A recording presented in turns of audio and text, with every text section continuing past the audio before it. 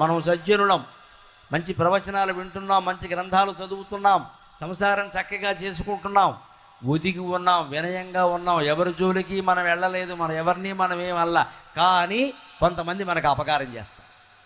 జాగ్రత్తగా ఉండాల్సిందే. మనం ఎవరికి ఏం చేయలేదు కదా, వారు ఎందుకు చేస్తారో అనుకోవద్దు, వారి బుద్ధి. మనం నడిచి పెడుతున్నామండి, ఒక గుమ్మం కొంచెం పొట్టిగా ఉంది, నాకు తల వంచే అలవాటు లేదు అని వెళ్ళే మనకు తల పగిలిపోతుంది. అక్కడ తల వంచాలి, తప్పదు. కాస్త చూసుకుని నడవాలి. ఇప్పుడు లక్ష్యాన్ని సాధించాలి అంటే లక్ష్యం మీద దృష్టి పెట్టకూడదమ్మా, చాలా పొరపాటు. విద్యార్థులు అక్కడే దెబ్బతింటారు. లక్ష్యం మీద దృష్టి పెడితే పడిపోతాడు ముందుకి. లక్ష్యాన్ని సాధించే మార్గం మీద దృష్టి పెట్టాలి, అప్పుడు లక్ష్యాన్ని సాధిస్తాడు ఖచ్చితంగా.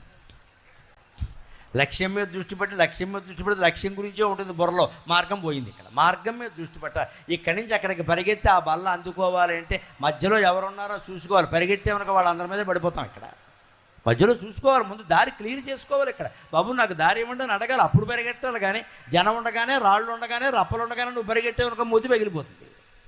లక్ష్యం మాట ఎలా ఉన్నా ఆసుపత్రిలో పడతావు పోయి. ముందు దారి స్పష్టంగా ఉందా, ఆ మార్గం మీద మనం దృష్టి పెట్టాలి, అప్పుడు మనం గెలుస్తాం ఖచ్చితంగా.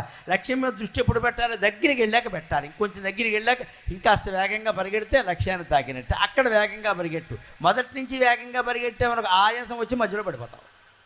Slow and steady wins the race, ఇంగ్లీషులో చెప్పే మాట. నెమ్మదిగా చెయ్యి, సావధానంగా చెయ్యి, సావకాశంగా చెయ్యి, స్థిరంగా చెయ్యి, తప్పు లేకుండా పని చేయి, నువ్వు ఖచ్చితంగా లక్ష్యాన్ని సాధించినట్టే లెక్క.